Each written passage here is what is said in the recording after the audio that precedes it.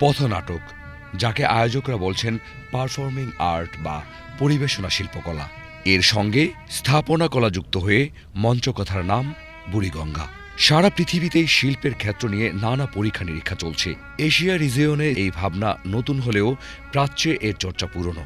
অবশ্য আমাদের দেশের নিজস্ব শিল্প গড়ানা পথনাটকের সাথে এই পারফর্মিং আর্টের একটা মিল আছে। এমনই এক আয়োজন হয়ে গেল বুড়িগঙ্গা নদীকে উপলক্ষ করে।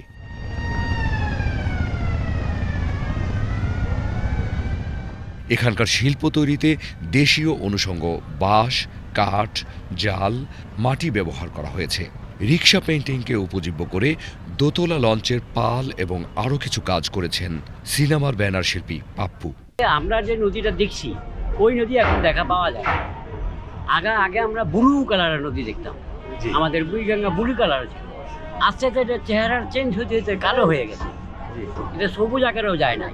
তো সেই ক্ষেত্রে আমার মনে হয় যে আমার এটাতে জয়েন করা উচিত ছিল, এর জন্য করা হয়েছে।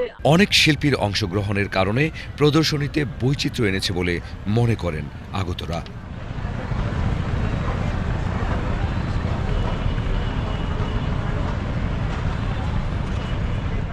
তো এটা এক ধরনের অ্যাওয়ারনেস, এবং মানুষ আশেপাশের মানুষ অনেক অ্যাওয়ার আছে, কিন্তু তারপরেও এখানে যে এটা আসলে মানে ছোট ছোট কাজ, একদম সমষ্টিগত কাজ করতে হবে এখানে, এবং সেটা সরকারি পর্যায়ে হোক, পার্সোনালি যারা করছে তাদের এটা একটা সমষ্টিগত কাজ। সর্বশ্রেণীর মানুষের মধ্যে বুড়িগঙ্গা দূষণ রোধের বার্তা পৌঁছে দিতে বৃহত্ত আর্ট গ্যালারি বুড়িগঙ্গা নদীতে ভাসমান লঞ্চে এই অভিনব আয়োজন করে।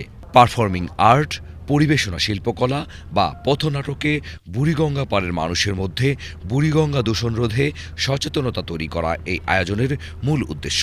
তার সঙ্গে এই আয়োজনের বিষয়ে আয়োজকরা বলেন, সময় ও সুযোগের অভাবে অনেকেই গ্যালারিতে আয়োজিত প্রদর্শনীতে আসতে পারে না। এই আয়োজনের মাধ্যমে শিল্প গিয়ে তাদের কাছে হাজির হলো। সবাই মিলে এই শিল্পগুলাকে উদযাপন করতে পারে এবং সেখান থেকে তার মধ্যে একটা অনুধাবন তৈরি হতে পারে কেন নদী জীবন আমাদের জন্য এখনো বিশেষভাবে প্রয়োজন এবং সেখানে নদীটা কতটুকু গুরুত্বপূর্ণ। আর এই জন্যই গঙ্গাপুরী এখানে আপনাদের সাথে, আমাদের সাথে। বহুমুখী শিল্পীরা এই প্রকল্পের জন্য অনেক আগে থেকেই নদী যাত্রা শুরু করেন।